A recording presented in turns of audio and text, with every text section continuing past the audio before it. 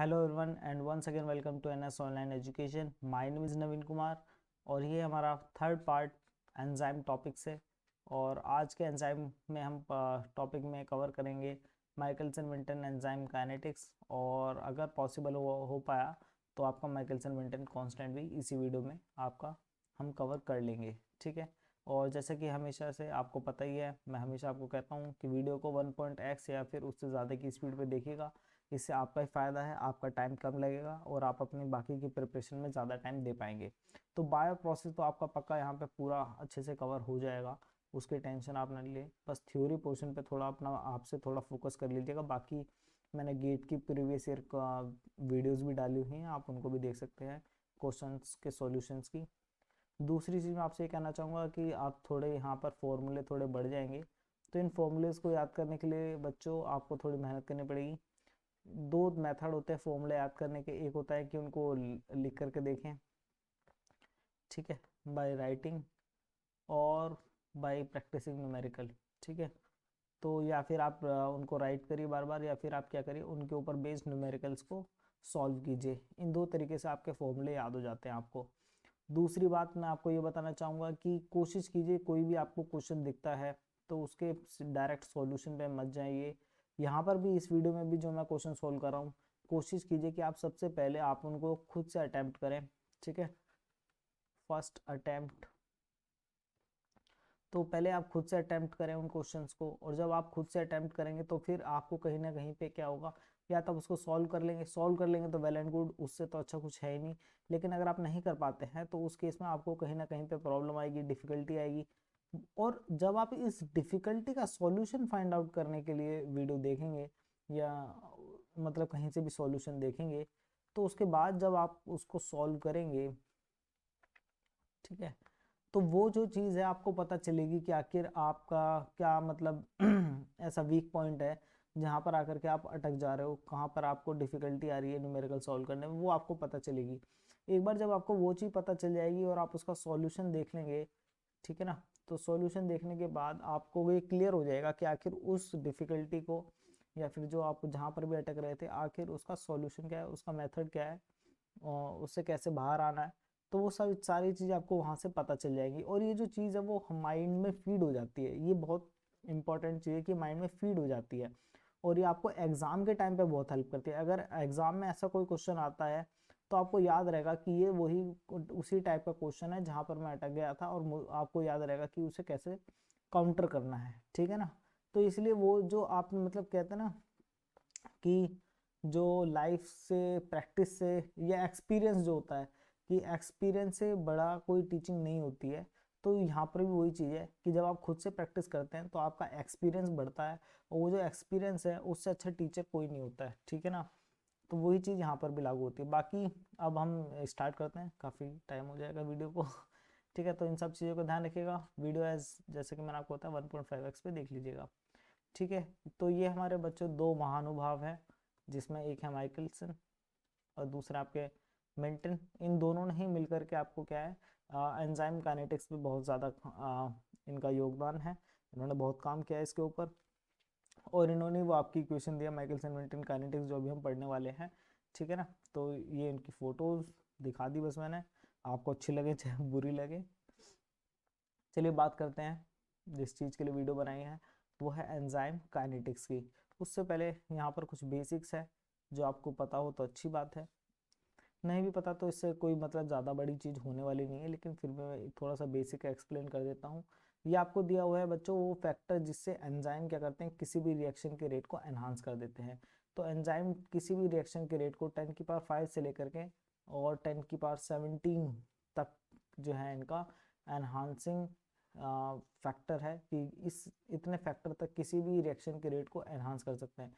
बच्चों 10⁻17 कोई छोटी वैल्यू नहीं है। ये इतना बड़ा फैक्टर से अगर कोई रिएक्शन हो रही है, यानी कि किसी इम्पॉसिबल रिएक्शन को उसने पॉसिबल बना दिया है, तो एक बहुत बड़ा फैक्टर है। तो इस टाइप का जो एंजाइम जिसकी 10⁻17 फैक्टर से अगर किसी रिएक्शन को एनहांस कर रहा है, तो बच्चों वो एक तरीके से पापा एंजाइम है। ठीक है, मतलब इतना खतरनाक एंजाइम है।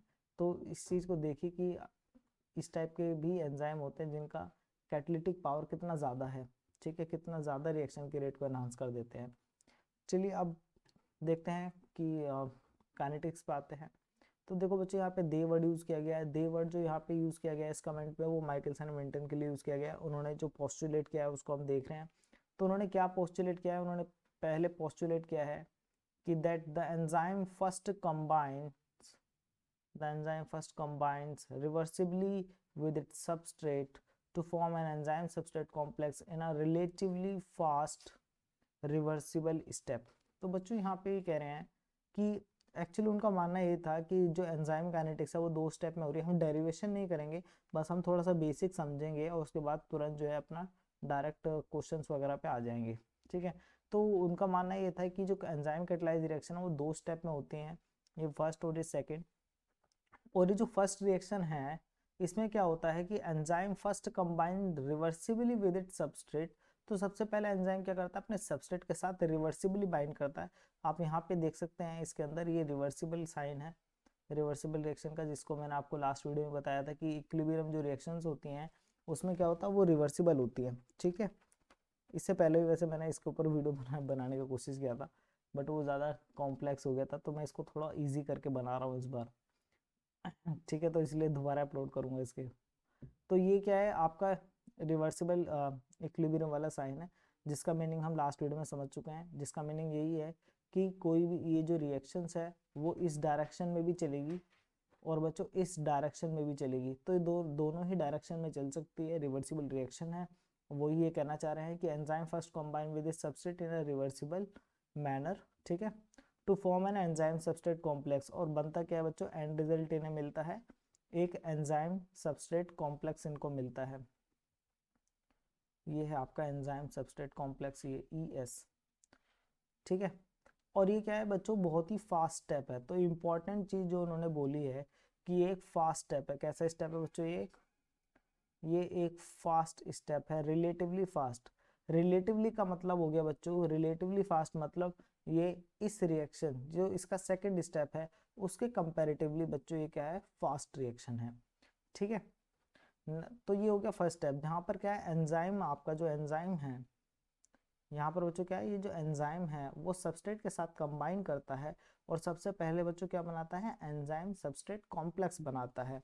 ठीक है, और ये हम पीछे देख चुके हैं, एंजाइम सबस्ट्रेट कॉम्प्लेक्स बनेगा और उसके बाद ये क्या करेगा, एंजाइम इस सबस्ट्रेट को हेल्प करेगा और प्रोडक्ट में कन्वर्ट होने के लिए। ठीक है, वो स्टेप बच्चों ये सेकंड स्टेप है। आप यहाँ देख सकते हैं ये एंजाइम सबस्ट्रेट कॉम्प्लेक्स है और ये कॉम्प्लेक्स अब ब्रेक होकर के बनाएगा एंजाइम प्लस प्रोडक्ट। तो प्रोडक्ट को बन जाएगा और एंजाइम आपका वापस एज इट इज, देखिए स्टार्टिंग में भी ई था और एंडिंग में भी ई है, यानी कि ओवरऑल एंजाइम कंज्यूम नहीं हुआ है इस रिएक्शन के अंदर। सिर्फ जो चेंज आया वो एस में चेंज आया और एस किस में कन्वर्ट हो गया बच्चों, पी में कन्वर्ट हो गया। एंजाइम कैटलाइज रिएक्शन में बच्चों तीन ही चीजें होती हैं। किसी भी एंजाइम कैटलाइज रिएक्शन में बच्चों तीन ही चीजें होती हैं आपके पास। एक होती है एंजाइम, दूसरी है आपकी सबस्ट्रेट और तीसरा है आपका प्रोडक्ट। तो इनके अलावा आपके पास और भी कोई चीज़ आपको नहीं मिलेगी, इंटरमीडिएट्स होते हैं इसके अलावा। ठीक है, लेकिन वो भी एंजाइम के साथ इधर उधर बनेंगे, वो हम देखेंगे। ठीक है, अब देखिए उन्होंने सेकंड पोस्टुलेट क्या बताया उसको भी एक बार देख लेते हैं कि आखिर उन्होंने सेकंड पोस्टुलेट क्या बोला है। The enzyme substrate complex then break into a slower second step to yield the free enzyme and the reaction product P। उनका कहना है बच्चों कि जो सेकंड स्टेप है ये स्लो है। ऑब्वियसली बात है, जब फर्स्ट स्टेप जो है आपका फास्ट है तो सेकंड स्टेप स्लो, क्योंकि उन्होंने बोला था रिलेटिवली फास्टर देन। तो रिलेटिवली फास्ट है यानी कि सेकंड वाले के कंपैरेटिवली फास्ट है। तो ये वाला जो स्टेप है बच्चों ये आपका स्लो है और ये वाला स्टेप आपका जो बच्चों फास्ट है। ठीक है, इतना क्लियर हो गया। तो देखिए आपको मैं कुछ चीज़ें एक्सप्लेन करना चाहूँगा कि एंजाइम और सबस्ट्रेट रिएक्शन जो हमारी हो रही है कि enzyme plus substrate gives us ES, enzyme substrate complex, and this enzyme substrate complex then break down into enzyme and product। तो ये हमारा रिएक्शन चल रहा है और ये बच्चों किस टाइप का रिएक्शन है, ये आपका रिवर्सिबल रिएक्शन है, यानी कि ये इसमें भी कन्वर्ट हो रहा है फिर ये इसमें भी कन्वर्ट हो रहा है और इसके अलावा रिएक्शन बैक और बैक डायरेक्शन में भी चल रही है, यानी कि E प्लस पी दोबारा से मिल करके ES बना सकते हैं। और ये जो आपका ई एस है वो आप वापस से ई प्लस एस भी बना सकते हैं। तो इस टाइप में बच्चों क्या है कि इसमें दोनों ही रेट होंगे। मैंने आपको बताया था पीछे कि दो टाइप के rate, rate of forward reaction और रेट ऑफ बैकवर्ड रिएक्शन। और हमने देखा था at the time of equilibrium दोनों ही क्या हो जाते हैं, इक्वल हो जाते हैं, ये हमने देखा है। ठीक है, तो ये दो चीज़ें हैं। तो यहाँ पर वही चीज़ है, यहाँ पर भी रेट ऑफ फॉरवर्ड और बैकवर्ड को मेंशन करना पड़ेगा। और बच्चों एक चीज़ मैं आपको पीछे से बताना चाहूँगा, जो हमने पीछे कवर कर लिया है बायो प्रोसेस में, उसका भी एक थोड़ा सा पार्ट से मैं आपको कुछ चीज़ें एक्सप्लेन करने की कोशिश करूँगा। अगर आपको अच्छी लगे तो प्लीज़ कमेंट करके बताइएगा कि आपको ये समझ में आ रहा है। देखिए, अगर हम बात करें ग्रोथ रेट की, तो ग्रोथ रेट को बच्चों हमने रिप्रेजेंट किया था आर एक्स से, और उसका फॉर्मूला था D x by D T. बच्चों बार बार लिखने से फॉर्मूले याद होते हैं, ठीक है, इक्वल्स टू न्यू टी, यही फॉर्मूला था। इसी तरीके से अगर हम सबस्ट्रेट की बात करें तो सबस्ट्रेट का फॉर्मूला था बच्चों रेट ऑफ सबस्ट्रेट कंजम्पशन का, वो था D S by D T, और इक्वल्स टू ये था क्यू एस, और ये बच्चों यहाँ पे एक्स पे डिपेंड करता था। ठीक है, यहाँ पर बच्चों दो चीज़ें कॉमन है, कॉमन को मैं अलग अलग कलर से हाईलाइट करूंगा। देखिए पहली चीज़ है बच्चों ये रेट, जो ग्रीन कलर से मैं बना रहा हूँ इसका मतलब है ये रेट वाले टर्म को बता रहा है, रेट, क्योंकि ये ऊपर वाला ग्रोथ रेट है और नीचे वाला है सबस्ट्रेट कंजम्पशन रेट, तो बच्चों ये क्या बता रहा है, रेट। दूसरी चीज़ बच्चों जो इन इक्वेशंस में है वो है ये, मैं थोड़ा सा इनको दूर बनाने की कोशिश करता हूँ, काफ़ी क्लोज हो गए ताकि अच्छे से एक्सप्लेन किया जा सके आप लोगों को। तो गिव मी अ सेकेंड, ये हो गया आपका टी और यहाँ पर हो गया आपका एक्स।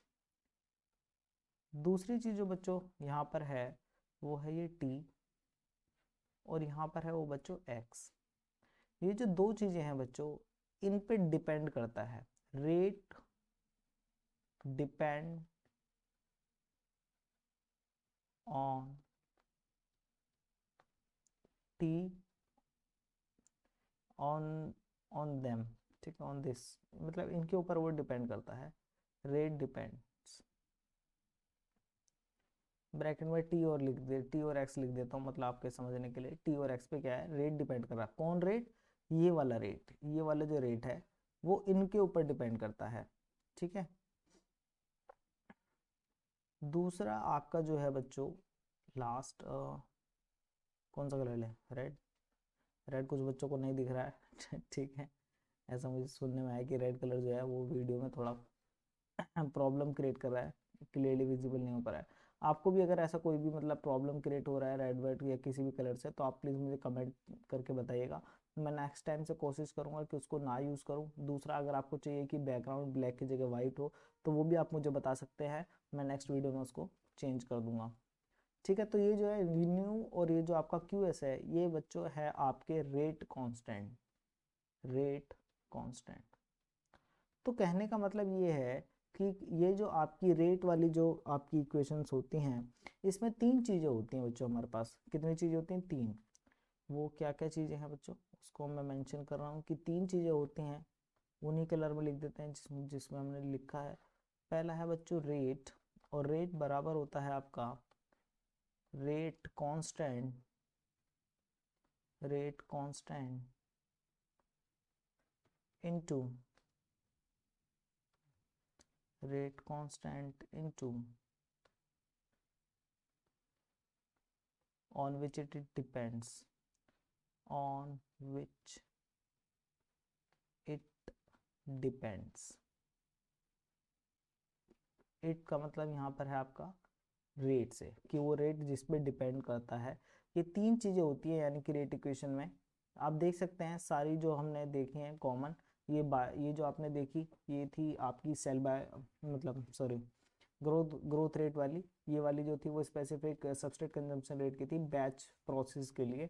और ये हमने देखा है कि इसमें क्या कॉमन है, तो ये चीज़ें कॉमन है कि अगर एक साइड होता है रेट, फिर आता है रेट कांस्टेंट, और एक होता है ये जो रेट कांस्टेंट है इसी के लिए मैं आपको बता रहा था कि जिस तरीके से यहाँ पे न्यू और क्यू एस रेट कांस्टेंट है, इसी तरीके से एंजाइमेटिक रिएक्शन में बच्चों यहाँ पे भी एक रेट कांस्टेंट होते हैं, कौन से कलर से लिखे, ब्लू, ब्लू यूज नहीं किया। तो बच्चों ऊपर वाले के लिए जो रेट कांस्टेंट होता है वो k1, नीचे वाले के लिए जो है वो k-1। नीचे वाले का मतलब है ये जो बैकवर्ड रिएक्शन है, फॉरवर्ड के लिए k1 और बैकवर्ड रिएक्शन के लिए k-1। इसी तरीके से ये जो ऊपर जा रही है उसके लिए k2 और ये जो वापस आ रही है उसके लिए k-2। 1 जो यूज किया है उसका मतलब ये है कि फर्स्ट स्टेप, 2 जो यूज किया है उसका मतलब है सेकंड स्टेप, माइनस का मतलब है कि बैकवर्ड डायरेक्शन के लिए। तो इस तरीके से ये सारे वर्ड्स यूज किए गए हैं। तो याद रखिए k1 क्या है बच्चों, रेट कांस्टेंट। k1 क्या है, रेट कांस्टेंट है, जिस तरीके से यहाँ पे था। ठीक है, तो अगर एक तरीके से मैं कहूँ रेट ऑफ ईएस फॉर्मेशन, अगर हम ईएस के लिए ले लें कि ईएस के लिए अगर मैं इक्वेशन बनाना चाहूँ कि ईएस की कंसंट्रेशन किस तरीके से चेंज हो रही है, तो वहाँ पे मैं लिखूंगा DES बाई DT। और बच्चों ये दो चीज़ों पे डिपेंड करती है। अगर हम rate of change of ES concentration देखें तो यहाँ पर हमारे पास दो चीज़ें, एक तो एंजाइम और एक सबस्ट्रेट, दोनों की कंसंट्रेशन पे डिपेंड करता है। और रेट कांस्टेंट बच्चों यहाँ पे क्या है, k1 है। तो हम कहेंगे रेट ऑफ, हम सिर्फ फॉर्मेशन की बात कर रहे हैं यहाँ पे, ठीक है, हम यहाँ पे बात कर रहे हैं रेट ऑफ ES यानी कि एंजाइम सबस्ट्रेट कॉम्प्लेक्स फॉर्मेशन की। अगर हम ये बात कर रहे हैं कि इसके फॉर्मेशन की बात कर रहे हैं बच्चों, तो ये इसी इक्वेशन जैसे ये लिखी है उसी के अकॉर्डिंग मैं बता रहा हूँ कि ये, उसके बाद क्या आता है बच्चों, रेट कांस्टेंट। तो बनाने के लिए rate of enzyme substrate formation, formation के लिए बच्चों एक ही है, वो है k1।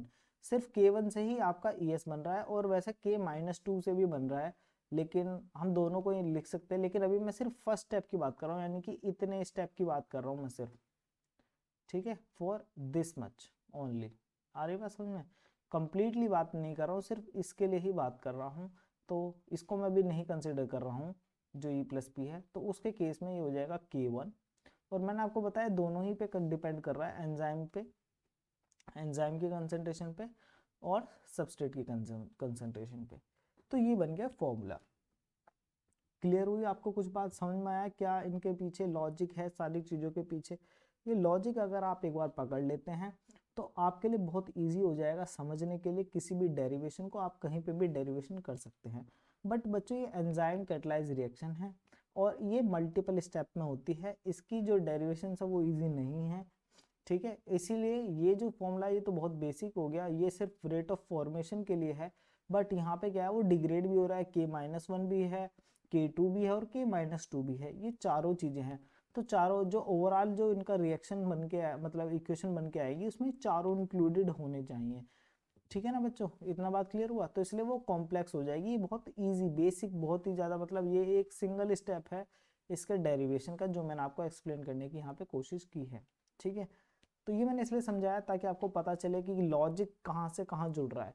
रेट, ठीक है, तो यहाँ पे हम क्या है, ये dy/dt का मतलब क्या है, रेट। मैंने आपको हमेशा पीछे कई बार वीडियो में बताया, जब भी रेट निकालते हैं तो d/dt जरूर लगाते हैं। d/dt का मतलब ये होता है रेट, यानी कि कोई चीज़ चेंज हो रही है किसी के रिस्पेक्ट में, और अगर कुछ चीज़ मेंशन नहीं करी है उसका मतलब वो चीज़ हो रही, चेंज हो रही है बच्चों, टाइम के रिस्पेक्ट में चेंज हो रही है वो बच्चों, ठीक है।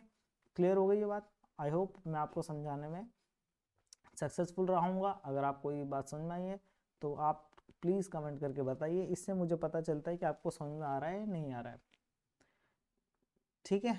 अब देखिए एक चीज़ और हमें यहाँ पे समझनी थी, वो अभी रह गई है, तो उसको भी अभी क्लियर कर लेते हैं। अब मैं आपको एक और चीज़ बताऊंगा, यहाँ पे ध्यान से समझिएगा कि हमारे पास ये जो रिएक्शन है, ये वाली जो ये जो रिएक्शन है बच्चों, ये दो स्टेप में हो रही है। जैसे कि मैंने आपको बताया, एक तो स्टेप ये है और दूसरा स्टेप ये है, ठीक है।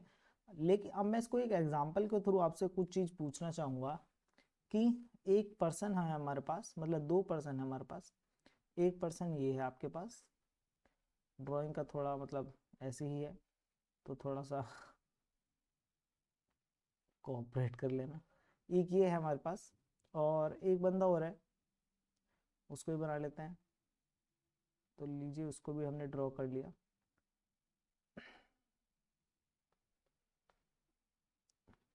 आप कंसीडर करते हैं कि हमारे पास ये टेबल पे कुछ बॉल्स रखी हुई हैं, यहाँ पर ये एक टेबल और यहाँ पर कुछ बॉल्स रखी हैं, सिंपल एग्जांपल लिया है मैंने, बहुत ज़्यादा इतना सिंपल लेता नहीं है वैसे कोई, ठीक है, आज के टाइम पे, तो फिर भी ये लीजिए। अब मैं कहूँगा आपसे कि आपको क्या करना है, ये जो ये जो पर्सन है इनका काम है कि ये इन बॉल्स को ट्रांसफ़र करेंगे बच्चों यहाँ से यहाँ पर। बहुत ही गंदा बनाया मैंने ठीक है, इसलिए दोबारा try, so I will give another, और फिर भी बहुत गंदा बना, कोई नहीं, ये लीजिए एक तो ये, और यहाँ से यहाँ तक, तो ये ट्रांसफ़र करना है, ये वाला ट्रांसफ़र ये करेगा बच्चों, और ये जो है फिर यहाँ से इन बॉल्स को उठाकर यहाँ ट्रांसफ़र करेगा। इतना क्लियर हो गया? अब समझिए इसी का ही इनका, तो ये भी एक इक्वेशन ही है, ठीक है, इसका भी एक रेट कांस्टेंट होगा, ठीक है, तो K1 यहाँ पे के लिए K1 और यहाँ के लिए बच्चों K2 पर बात ये नहीं है, बात ये है कि मैं कह रहा हूँ कि जो फर्स्ट पर्सन है, फर्स्ट पर्सन जो है आपका फर्स्ट पर्सन ये आपका फास्ट है, ये आपका क्या है बच्चों, फास्ट है, और ये जो आपका सेकंड पर्सन है, ठीक है, ये जो आपका सेकंड पर्सन है, ये बच्चों आपका स्लो है। अब आपको ये बताना है कि आखिर इन बॉल्स को ये यहाँ तक, हमें सारी बॉल्स यहाँ पर लेकर के आनी है। अब यहाँ पर जो बॉल्स लाने में इनमें से वो कौन पर्सन है जो कि यहाँ तक बॉल लाने के लिए आपका क्या कर रहे हैं, ज़्यादा मतलब जिसकी वजह से आपका काम रुक रहा है। आप एक कंपनी में हैं, आप चाहते हैं कि आपका सामान यहाँ से यहाँ पर पहुँच जाए, इसके लिए आपने इसको जिम्मेदारी दी कि वो यहाँ से लेकर यहाँ पहुँच जाए, और इसको आपने जिम्मेदारी कि वो यहाँ से लेकर के यहाँ तक पहुँच जाए। अब आप सोचेंगे कि एक तो है ये वाला पर्सन तो फास्ट है और ये वाला पर्सन स्लो है, तो आपसे अगर पूछा जाए कि आप फिर आपके जो ये जो आपने काम दिया है अपनी कंपनी वगैरह जो भी है, तो उसको कौन डिले कर रहा है, कौन बंदा डिले कर रहा है, क्या फर्स्ट पर्सन डिले कर रहा है उसको या सेकंड पर्सन डिले कर रहा है? तो आई मतलब ये तो आपको मतलब बेसिक सी बात है, तो आपका आंसर होगा कि इस काम को जो डिले कर रहा है वो है आपका सेकंड पर्सन, क्योंकि वो स्लो है। तो वो क्या कर रहा है, इतने में ये व्यक्ति तो यहाँ पर आकर के बॉल्स को जल्दी जल्दी रख देगा, बट ये बहुत ही कम बॉल्स को यहाँ पे ले जा पाएगा क्योंकि ये स्लो है, ठीक है। तो इसकी वजह से क्या हो रहा है, आपका डिले हो रहा है, क्या हो रहा है, डिले हो रहा है यहाँ पे, क्लियर, इसकी वजह से काम जो है आपका डिले हो रहा है। तो बच्चों ये वाला जो स्टेप है, ये जो यहाँ से यहाँ लेकर के जा रहा है, ऐसे स्टेप को बोलते हैं बच्चों rate limiting step, rate limiting step. और ये पीछे वीडियो में मैंने बहुत अच्छे से समझाया है कि रेट लिमिटिंग स्टेप में क्या होता है बच्चों, वहाँ पे एक्टिवेशन एनर्जी ज़्यादा लगती है, जिसकी वजह से वो स्टेप क्या होता है, स्लो होता है बाकियों के कंपैरिजन में। यानी कि यहाँ पर जो एक्टिवेशन एनर्जी का जो कर्व होगा वो थोड़ा नीचे होगा, और इस स्टेप के लिए जो वो एक्टिवेशन एनर्जी का कर्व होगा वो बच्चों बहुत हाई होगा as compare to the first one. इसीलिए ये वाला जो ये वाली जो रिएक्शन है इसमें थोड़ा ज़्यादा टाइम लग रहा है होने के लिए, और इसमें कम टाइम लगता है, ये फास्ट है ये स्लो है। तो इसलिए इस स्टेप को बोलते हैं रेट लिमिटिंग स्टेप। क्या बोलते हैं बच्चों, रेट लिमिटिंग स्टेप। इतना क्लियर हुआ? यहाँ तो कोई डाउट है कि रेट लिमिटिंग स्टेप क्या होता है? मैंने ट्राई किया है कि आपको बहुत अच्छे से समझाया जा सके। तो यहाँ पर बच्चों वो यही कह रहे हैं कि ये वाला स्टेप फास्ट है, ये वाला स्टेप आपका फास्ट है, और ये वाला जो स्टेप है वो स्लो है। तो अगर ये वाला फास्ट है और ये वाला स्लो है, यानी कि एंजाइम सबस्ट्रेट कॉम्प्लेक्स ब्रेक होकर के एंजाइम और प्रोडक्ट बनाने में आपका जो है ये वाला जो स्टेप है वो स्लो है, तो आप मुझे बताइए इन दोनों में से रेट लिमिटिंग स्टेप कौन सा है? तो अभी आपने देखा जो स्लो होता है वो रेट लिमिटिंग स्टेप होता है, तो ये वाला स्टेप जो है वो आपका क्या है, रेट लिमिटिंग स्टेप है। कहने का मतलब ये है कि एंजाइम काइनेटिक्स को जो सबसे ज़्यादा अफेक्ट कर रहा है वो यही स्टेप है। क्योंकि मैं आपको बताऊं कि ये जो पर्सन है ये तो फास्ट काम कर रहा है, तो क्या आप एज एन बॉस क्या आप इसको जा करके कुछ कहेंगे कि भाई तुम जो है मतलब ठीक से काम नहीं कर रहे हो, क्यों नहीं कर रहे हो? ये नहीं, आप कुछ नहीं कहोगे, आप जो है इसको जा करके डांटोगे कि भाई तुम जल्दी काम क्यों नहीं करते हो, ठीक है। यानी कि हमारा जो फोकस है वो इस पर्सन पे नहीं है, हमारा फोकस इस पर्सन पे ज़्यादा रहेगा। इसी तरीके से जो एंजाइम कैटलाइज रिएक्शन है इसमें E+S से ES बन रहा है, ये K1 और K-1 है, लेकिन ये जो रेट कांस्टेंट है इसका इतना इफेक्ट नहीं पड़ेगा किस पे, ये जो आपका एंजाइम काइनेटिक्स है, ठीक है, एंजाइम कैटालाइज रिएक्शन का जो रेट है उस पे इसका इनका इतना असर नहीं पड़ेगा जितना असर इसका पड़ेगा, क्योंकि ये वाला स्टेप स्लो है। ये वाला स्टेप क्या बच्चों, स्लो है। ES से E+P बनने का जो स्टेप है ये स्लो है। कहने का मतलब रेट काइनेटिक्स जो है, हमारी जो रेट काइनेटिक्स है वो सबसे ज़्यादा डिपेंड किस पे करती है, किस रेट कांस्टेंट पे करेगी, जो आपका जो भी स्लो स्टेप होगा उसका जो रेट कांस्टेंट होगा। तो यानी कि यहाँ जो हमारा K2 है वो सबसे ज़्यादा अफेक्ट कर रहा है किसको, रेट काइनेटिक को, affect rate kinetics, oh sorry enzyme kinetics, affects affects enzyme kinetics।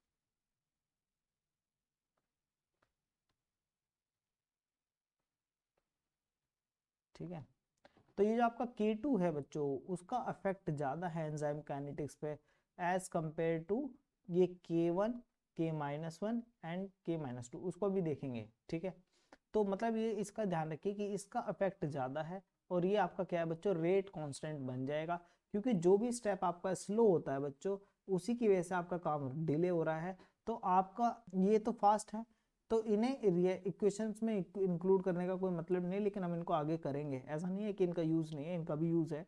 अभी डेरिवेशन में होता है तो पूरा आता है, लेकिन जो मेन इम्पैक्ट है वो होता है K2 का, क्योंकि ये स्लो स्टेप है तो रेट, इसका जो रेट कांस्टेंट है उसी का असर जो है आपका ज़्यादा पड़ेगा। ठीक है, क्योंकि इसी को, इसलिए क्या है हमारा इंपॉर्टेंस इसी के ऊपर, फोकस जो है हमारा वो इसी के ऊपर होता है। इसको अभी आगे देखेंगे, अभी डेरिवेशन करते तो वो और भी ज़्यादा अच्छे से एक्सप्लेन करते, बट टाइम नहीं है तो इसलिए डेरिवेशन नहीं करेंगे, और नहीं तो मैं इसको और अच्छे से आपको एक्सप्लेन करके बताता कि K2 किस तरीके से ज़्यादा इंपॉर्टेंट है। वापिस आ जाते हैं, because the slower second reaction must limit the rate of the overall reaction, जो कि अभी आपको बताया, the overall rate must be proportional to the concentration of the species that react in the second step. तो यानी कि जो हमारा रेट है वो डिपेंड किस पे कर रहा है बच्चों, ES पे डिपेंड कर रहा है। यानी कि जो एंजाइम कैटालाइज रिएक्शन है वो किसी कंसंट्रेशन पे डिपेंड करती है, इसकी कंसंट्रेशन पे डिपेंड करती है। कहने का मतलब जितना आपका एंजाइम सबस्ट्रेट कॉम्प्लेक्स जितना आपका एंजाइम सबस्ट्रेट कॉम्प्लेक्स बनेगा उतना ही ज़्यादा आपका क्या होगा, रेट जो है वो एनहांस हो जाएगा रिएक्शन का, rate of enzyme catalyse reaction उतना ही ज़्यादा एनहांस हो जाएगा जितना ज़्यादा आपका ये एंजाइम सबस्ट्रेट कॉम्प्लेक्स फॉर्म होगा। ठीक है, यही बोलना चाह रहे थे, overall rate must be proportional, इसके प्रोपोर्शनल है तो ये बढ़ेगा तो वो भी बढ़ेगा। प्रोपोर्शनल का मतलब तो ये होता है कि अगर ये चेंज होगा तो वो भी, तो limit the rate of overall reaction. Clear है, तो यानी कि हमारा फोकस इस पे रहेगा, किस पे रहेगा बच्चों, एंजाइम सबस्ट्रेट, ये जो कॉम्प्लेक्स फॉर्म हो रहा है इसके ऊपर रहेगा, क्योंकि ये तो फास्ट बन रहा है बट यहाँ से जो ब्रेक हो रहा है वो ब्रेक स्लो हो रहा है। ठीक है, और वो K2 वगैरह की वजह से हो रहा है। क्लियर है इतनी बात, यहाँ तक कोई डाउट, यहाँ तक आपको कोई डाउट नहीं होना चाहिए। ठीक है, तो ये वाला स्टेप आपका फास्ट होता है, ये वाला स्टेप आपका स्लो होता है। ठीक है, इसलिए फोकस में हमारा ये मिडल वाला रहेगा। बच्चों याद रखिए कि जरूरी नहीं है कि एंजाइम कैटालाइज रिएक्शन जो है वो ये इतने स्टेप में हो। एंजाइम कैटालाइज रिएक्शन बच्चों मल्टीपल स्टेप में हो सकती हैं, जो कि मैं आपको आगे बताऊंगा कि जब इस टाइप से फिर EP बनेगा, फिर E+P बनेगा। अब इसके केस में ये होगा K1, ये होगा K-1, ये होगा आपका K2।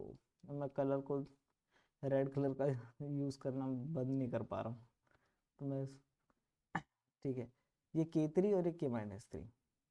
अब अगर इस केस में आपको मान लीजिए आपका K3 जो है वो ये सबसे ज़्यादा अफेक्ट कर रहा है, यानी कि ये वाला जो स्टेप है वो आपका रेट लिमिटिंग स्टेप है। कैसा है, रेट लिमिटिंग स्टेप है, तो बच्चों रेट कांस्टेंट वहाँ पे K3 लिया जाएगा। इन केस अगर आपका K2 जो है वो रेट लिमिटिंग स्टेप है तो आपका यहाँ पर K2 as a rate constant लिया जाएगा, और अगर आपका ये सबसे स्लोएस्ट स्टेप है तो आपका K1 रेट कांस्टेंट लिया जाएगा। आ रही बात समझ में बच्चों, डिपेंड करता है डिफरेंट टाइप की रिएक्शन में डिफरेंट टाइप का रेट कांस्टेंट होता है, मतलब अलग अलग स्टेप पे अलग अलग होते हैं।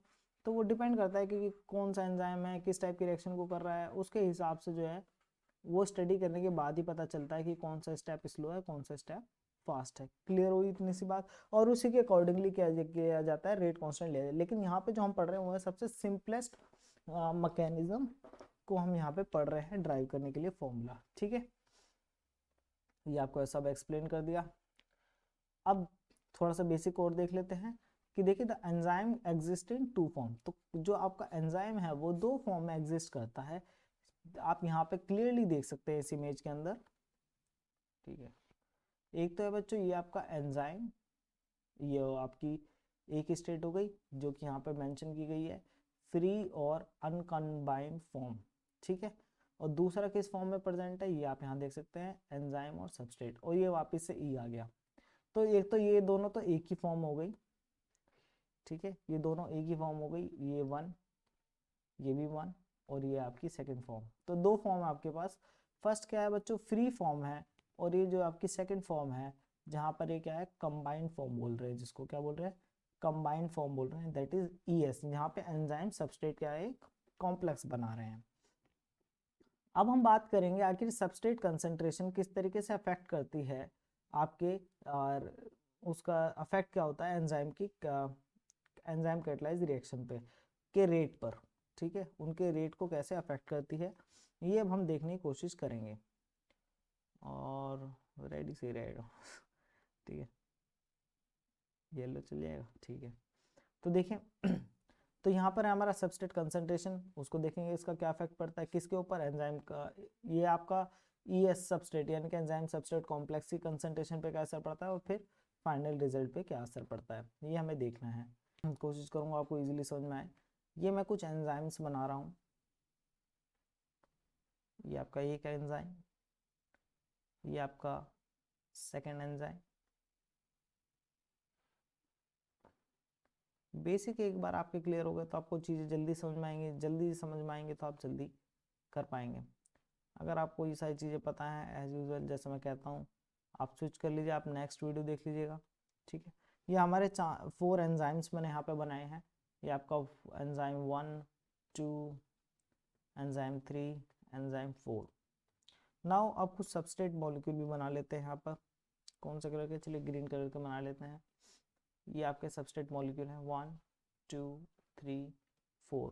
अब देखिए 2 टाइम्स बना लेते हैं एंजाइम की कंसंट्रेशन का, 2 टाइम्स, तो 4, 5, सो सिर्फ 5, 6, 7, 8। ये एंजाइम की कंसंट्रेशन का मैंने 2 टाइम्स यहाँ पे बना दिया। और इनको डायरेक्शन दे देते हैं चलिए कि रैंडम, क्योंकि क्या है एक सॉल्यूशन में है, और सॉल्यूशन में कोई भी चीज़ होती है बच्चों वो थर्मल एनर्जी की होने की वजह से क्या होती है, रैंडम मोशन में क्या होती है, किस में होती है, रैंडम मोशन में। आपने पढ़ा होगा ब्राउनियन मोशन वगैरह, तो ये इनका रैंडम मोशन चल रहा है। इज दैट क्लियर, ये रैंडम मोशन कर रहे हैं सॉल्यूशन के अंदर, बाकी जगह वाटर वगैरह कुछ भी होगा। ठीक है, इसी तरीके से बच्चों ये जो एंजाइम है, even these enzymes are also in motion.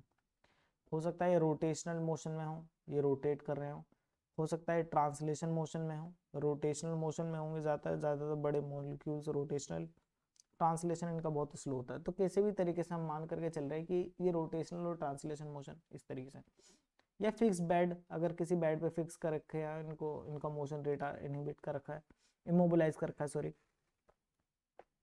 ठीक है, तो जनरली ये भी रोटेट कर रहे हो, ये भी रोटेट कर रहे हैं। अब आपको पता है कि ये रैंडम मोशन में है, ये सबस्ट्रेट मॉलिक्यूल, और एंजाइम भी मोशन में है, ये रोटेशन वगैरह इन सब में। तो आप मुझे बताइए कितने मॉलिक्यूल्स एंजाइम सबस्ट्रेट से जाकर के बाइंड कर पाएंगे। आपका आंसर होगा बहुत ही कम मॉलिक्यूल्स बाइंड कर पाएंगे। क्यों, क्योंकि आप देख सकते हैं सब रैंडम मोशन में इधर उधर भाग रहे हैं। जब तक इस एक्टिव साइट का, ये क्या बच्चों एक्टिव साइट है, हाँ दूसरे कलर से ड्रॉ कर देता हूँ, ये बच्चों आपका एक्टिव साइट है। जब तक इस एक्टिव साइट के साथ इस सबस्ट्रेट मॉलिक्यूल का परफेक्ट कोलिजन नहीं हो जाएगा, तब तक ये एक एंजाइम सबस्ट्रेट कॉम्प्लेक्स नहीं बनाएंगे। आपको आ रही बात समझ में क्या कहना चाह रहा हूँ। तो आप देख सकते हैं इस मॉलिक्यूल का बन सकता है, ये वाला मॉलिक्यूल की ट्रेजेक्ट्री है कि जाकर के क्या करे, एक एंजाइम सबस्ट्रेट कॉम्प्लेक्स बना ले। लेकिन बाकी जो मॉलिक्यूल हैं उनके भी चांसेस हैं, जैसे कि ये वाला भी जा सकता है, बट बाकियों के बहुत कम चांसेस हैं जाकर के वो इसके साथ एक कॉम्प्लेक्स बनाएंगे। ठीक है, तो इसका मतलब ये है कि at low at low substrate concentration, जब सबस्ट्रेट की कंसंट्रेशन लो होगी तो क्या रिजल्ट मिलेगा, लो एंजाइम सबस्ट्रेट कॉम्प्लेक्स, ये भी कम मिलेंगे। ठीक है, कॉम्प्लेक्स की जगह फिर एक सिंबल बना देते हैं इसके लिए, ये कंसंट्रेशन का सिंबल होता है बच्चों। ठीक है, तो जब लो है सबस्ट्रेट की कंसंट्रेशन तो लो ही क्या होंगे, एंजाइम सबस्ट्रेट कॉम्प्लेक्स भी क्या होंगे, कम। लेकिन आप देख सकते हैं यहाँ पे हमने जो सबस्ट्रेट है वो 2 टाइम्स लिए हैं एंजाइम के, लेकिन उसके बावजूद भी जो आपका एंजाइम सबस्ट्रेट कॉम्प्लेक्स हैं वो कम बने हैं। ठीक है, ये मैंने आपको इसलिए बताया, कभी आप ये सोचे कि हाँ आपके पास 2 एंजाइम है और 2 सबस्ट्रेट मॉलिक्यूल आपने डाल दिए और दोनों ही जाकर के बाइंड कर जाएंगे, तो ऐसा कभी नहीं होता है, वो बाइंड नहीं करेंगे, बहुत ही कम चांसेस है वो जाकर के बाइंड करें। क्यों, क्योंकि वो थर्मोडायनेमिक मोशन में है, तो उनका जो परफेक्ट कोलिजन है वो बहुत ही रेयर हो जाएगा। तो इसलिए या तो एंजाइम की कंसंट्रेशन बहुत ज़्यादा हो या सबस्ट्रेट की कंसंट्रेशन बहुत ज़्यादा हो, तभी जाकर के वो बाइंड कर पाएंगे। ठीक है, तो अभी लो है सबस्ट्रेट की कंसंट्रेशन, तो जैसे कि मैंने आपको बताया, तो यहाँ पे क्या है, लो ES कॉम्प्लेक्स बनेंगे, एज एन रिजल्ट क्या होगा, आपका रेट भी क्या होगा, लो होगा। जो एंजाइम कैटालाइज रिएक्शन का जो रेट है बच्चों, मैं उसकी बात कर रहा हूँ कि एंजाइम कैटालाइज रिएक्शन का रेट भी क्या होगा, लो होगा। तो low rate of enzyme catalyse reaction,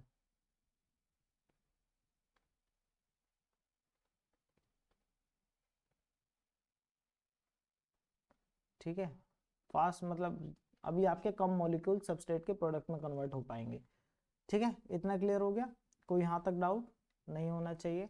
तो ये अब मैंने आपको क्लियर कर दिया। और यहाँ पे क्या होगा, rate is proportional to S. Rate is proportional to S क्यों है, तो जैसे जैसे आपके बच्चों सबस्ट्रेट के मॉलिक्यूल्स बढ़ते चले जाएंगे, वैसे वैसे क्या होगा, एंजाइम सबस्ट्रेट कॉम्प्लेक्स का नंबर बढ़ता चला जाएगा। जैसे ये भी इधर जा रहा है, ये इधर भी बना लीजिए एज यूजुअल। बट ये समझ लीजिए, जब कंसंट्रेशन बढ़ेगी सबस्ट्रेट मॉलिक्यूल्स की, तो चांसेस ऑफ परफेक्ट कोलिजन बढ़ जाएंगे। जब चांसेस ऑफ परफेक्ट कोलिजन बढ़ेंगे तो इसका मतलब ये है कि जैसे जैसे आप सबस्ट्रेट की कंसंट्रेशन को बढ़ाएंगे, सबस्ट्रेट की कंसंट्रेशन को आप जैसे जैसे इंक्रीज करेंगे, तो रिजल्ट क्या आएगा कि जो ES की जो कंसंट्रेशन है, यानी कि एंजाइम सबस्ट्रेट कॉम्प्लेक्स है, वो उसकी कंसंट्रेशन भी उसी के साथ साथ बढ़ने लगेगी। क्यों, क्योंकि ज़्यादा मॉलिक्यूल जाकर के परफेक्ट कोलिजन करेंगे एंजाइम के साथ, तो ES का जो एंजाइम कॉम्प्लेक्स जो फॉर्म हो रहा है एंजाइम सबस्ट्रेट के साथ, वो बढ़ेगा। और एज एन रिजल्ट हमें क्या मिलेगा, rate proportional rate, proportional rate मिलेगा, increase in rate, proportional increase in rate मिलेगा। जो रेट ऑफ रिएक्शन है एंजाइम कैटालाइज रिएक्शन, वो भी क्या होगा, प्रोपोर्शनली उसके साथ इंक्रीज होना स्टार्ट कर देगी। तो वही बता रहे हैं यहाँ पे, rate is proportional to substrate concentration. तो जैसे जैसे सबस्ट्रेट बढ़ेगा, सबस्ट्रेट की कंसंट्रेशन बढ़ेगी, तो ES की कंसंट्रेशन बढ़ेगी, और ES की कंसंट्रेशन बढ़ेगी तो वो रेट प्रोपोर्शनल हो जाएगा। तो यहाँ पर भी सेकंड स्टेप मैंने क्लियर कर दिया, इंक्रीजिंग एस और ये increasing formation of more ES, ऐसे इंक्रीजिंग। तो दोनों ही कंडीशन, ये पहली वाली और दूसरी वाली दोनों ही क्या है, सेम, मतलब इन दोनों पे लागू होती हैं। ठीक है, लास्ट है एट हाई एस। अब बात करते हैं एट हाई सबस्ट्रेट। अगर सबस्ट्रेट की कंसंट्रेशन आपकी बहुत ही ज़्यादा हो जाए, अगर आपका सबस्ट्रेट कंसंट्रेशन बहुत ही ज़्यादा हो जाए, बहुत ज़्यादा हो जाए, क्लियर है, तो बहुत ज़्यादा इनॉर्मस हो गया। अब देख सकते हैं, अब तो मतलब ऐसा ही कोई, जब आपका सबस्ट्रेट कंसंट्रेशन बहुत ज़्यादा हो जाएगा तो ऐसा मुश्किल ही होगा जो ऐसा एंजाइम जो कि क्या हो, सबस्ट्रेट के साथ कॉम्प्लेक्स में ना हो। तो एट द एंड क्या होगा, अगर आपकी सबस्ट्रेट की कंसंट्रेशन बहुत ज़्यादा हो जाएगी, हाई, तो हाई एस, सबस्ट्रेट की कंसंट्रेशन बहुत ज़्यादा हाई है, तो all E will form ES, all E will form ES। जितने भी आपके एंजाइम है, फ्री एंजाइम है, ठीक है, फ्री एंजाइम को वैसे E0 से रिप्रेजेंट करते हैं, तो E जितने भी आपके फ्री एंजाइम हैं वो किस में कन्वर्ट हो जाएंगे बच्चों, एंजाइम सबस्ट्रेट कॉम्प्लेक्स में कन्वर्ट हो जाएंगे। और क्या हो जाएगा, maximum rate achieved, maximum rate is achieved. तो इससे ज़्यादा मैक्सिमम नहीं हो सकता। क्यों, क्योंकि अब जो सारी आपकी मशीनें हैं आपकी कंपनी की, वो फुल पावर पे चल रही है। जब वो फुल पावर पे चल रही है तो उससे ज़्यादा आप क्या कैसे बढ़ा सकते हैं। टेक एन एग्जाम्पल कि ये आपको ग्राफ के थ्रू मैं समझा देता हूँ कि जैसे कि आपके पास नंबर ऑफ मशीन्स हैं और उनका प्रोडक्शन रेट देख रहे हैं। प्रोडक्शन, यहाँ पे प्रोडक्शन रेट है, प्रोडक्शन रेट की किस रेट से आपका प्रोडक्ट फॉर्म होगा, ये आपका प्रोडक्शन रेट हो गया। और इस साइड पे आपका क्या, मशीन्स यूज्ड, मशीन यूज्ड। अगर आप एक मशीन यूज कर रहे हैं तो आपका प्रोडक्शन रेट इस तरीके से बढ़ रहा है टाइम के साथ, ठीक है, ये आपका एक मशीन। अब मैं बात कर रहा हूँ सेकंड मशीन की। अगर आपने 2 मशीन यूज करी हैं तो आपका रिएक्शन रेट और दोबारा से बढ़ जाएगा लीनियरली, ये चले गए यहाँ पे। 3 यूज करेंगे तो और इंक्रीज होगा। अब मैं कहता हूँ कि आपकी कंपनी में सिर्फ 3 ही मशीनें हो सकती हैं, इससे ज़्यादा आपके पास मशीन नहीं है, आपके पास, आप गरीब हैं, ठीक है बहुत, तो आप गरीब हैं, तो आपके आपके पास और मशीनें नहीं है, बस 3 ही मशीनें। तो इसके बाद क्या होगा, इसके बाद क्या होगा बच्चों, अब आप क्योंकि और ज़्यादा मशीन आपके पास है नहीं, तो 3 मशीनों तक जितना आपका प्रोडक्शन पहुंच पाया था बस उतना ही रहेगा। तो यानी कि आप टाइम अगर बढ़ाएंगे, अगर मैं टाइम के रिस्पेक्ट में बात करूं तो ये प्रोडक्शन जो है अब वो कांस्टेंट हो जाएगा। क्या हो जाएगा, कांस्टेंट। कांस्टेंट के लिए क्या बनाते हैं, एक स्ट्रेट लाइन बनाते हैं। स्ट्रेट लाइन का मतलब है इसकी वैल्यू चेंज नहीं हो रही है। क्या नहीं हो रही है बच्चों, इसकी वैल्यू चेंज नहीं हो रही है। अगर इसकी प्रोडक्शन रेट आपका यहाँ पे 10 है तो वो 10 ही रहेगा। क्यों, क्योंकि आपके पास और मशीन ही नहीं है प्रोडक्शन रेट बढ़ाने के लिए, ठीक है। आपने पहली मशीन लगाई तो आपका मैक्सिमम रेट यहाँ तक हो सकता था, एक मशीन सिर्फ इतना ही मैक्सिमम रेट दे सकती थी। आपने दूसरी मशीन लगाई तो दूसरी मशीन मैक्सिमम इतना दे सकती थी। 3 मशीनें लगाई तो तीनों मिल करके मैक्सिमम इतना दे सकती थी, लेकिन इससे ज़्यादा आपकी मशीनों के पास पावर नहीं है, तो ये क्या हो जाएगी, कांस्टेंट हो जाएंगी। अब ये increase, further increase production rate में नहीं होगा। तो यही चीज़ यहाँ पर हो रही है। जब सारे एंजाइम ने एंजाइम सबस्ट्रेट बना लिया तो कहने का मतलब ये है कि अब ये फुल पावर पे चल रही है सारे एंजाइम। अब इससे ज़्यादा मैक्सिमम रेट आप अचीव नहीं कर सकते। लेकिन आप कहें कि हम इसे कैसे बढ़ाएं, तो आप इसे कैसे बढ़ा सकते हैं, आप उसमें और एंजाइम कर दीजिए, ऐड कर दीजिए। if we add more enzyme,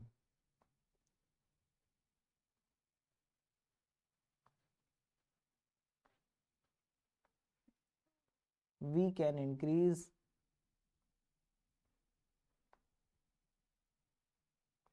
the rate of, we can increase the rate ही, बस इतना ही, ज़्यादा मतलब लिखने में टाइम वेस्ट, ठीक है। तो उससे क्या है, अगर आप और एंजाइम डाल देंगे तो और एंजाइम डालने का मतलब है कि आपके पास और ज़्यादा मशीनें आ गई हैं, तो आपका रिएक्शन रेट फर्दर इंक्रीज आप कर सकते हैं, ठीक है।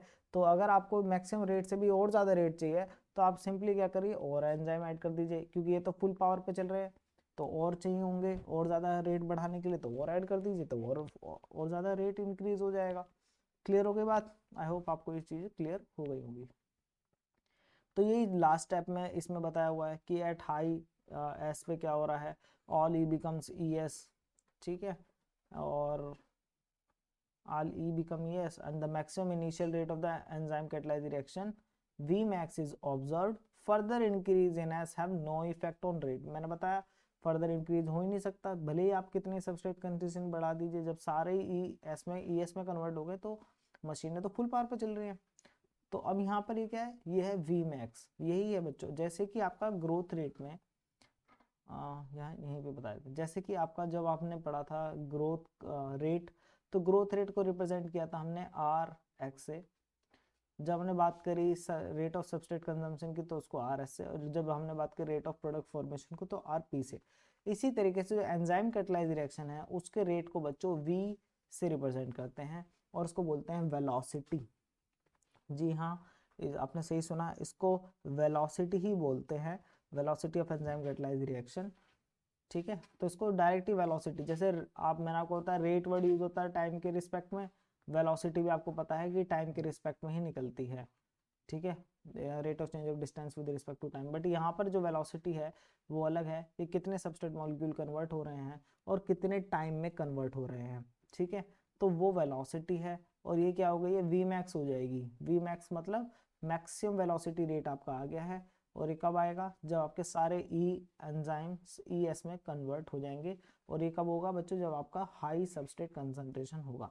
तो कहने का मतलब ये जो आपका ये वी मैक्स है बच्चों, वो किस पे डिपेंड करता है, वो आपका सबस्ट्रेट पे डिपेंड करता है कि जैसे जैसे सबस्ट्रेट की कंसंट्रेशन बढ़ेगी वैसे वैसे आपका जो है रेट जो है एंजाइम कैटालाइज रिएक्शन वो बढ़ता चला जाएगा। क्यों? क्योंकि जितने भी ई हैं वो कन्वर्ट होते चले जाएंगे ई एस में। और लेकिन अगर आपने एंजाइम कंसंट्रेशन भी कांस्टेंट नहीं रखी है तो बच्चों ये वी ई के साथ भी चेंज होगा, क्योंकि हमने स्टार्टिंग में देखा था कि एंजाइम की कंसंट्रेशन और सबस्ट्रेट कंसंट्रेशन दोनों पे डिपेंड करेगा। क्योंकि अभी मैंने आपको एक एग्जांपल बताया कि आप कैसे कर दें, अगर आप और एंजाइम ऐड कर दें तो ये इंक्रीज हो जाएगा। इसका मतलब ये है कि जो रेट है वो एंजाइम की कंसंट्रेशन पे भी डिपेंड करता है और सबस्ट्रेट की कंसंट्रेशन पे भी डिपेंड करता है, तो दोनों की कंसंट्रेशन पे डिपेंड करता है। क्लियर हो गया? यहाँ तक कोई डाउट है? तो वीडियो काफ़ी लंबा हो गया है, 47 मिनट आई थिंक हो गए हैं। तो अभी आज के लिए हम इसको यहीं तक रखते हैं, बाकी जो है हम नेक्स्ट वीडियो में कवर करेंगे। तो आज के लिए इतना ही। अब नेक्स्ट वीडियो में हम फर्दर अपना जो है वो के कैटालिटिकल तक हम नहीं पहुंच पाए, मतलब हम के एम भी नहीं कर पाए, मतलब माइकलसन मेंटन कांस्टेंट को भी नहीं पढ़ पाए। तो नेक्स्ट वीडियो में हम जो है उसको पढ़ेंगे माइकलसन मेंटन कांस्टेंट को। तब तक के लिए bye bye, thank you for watching.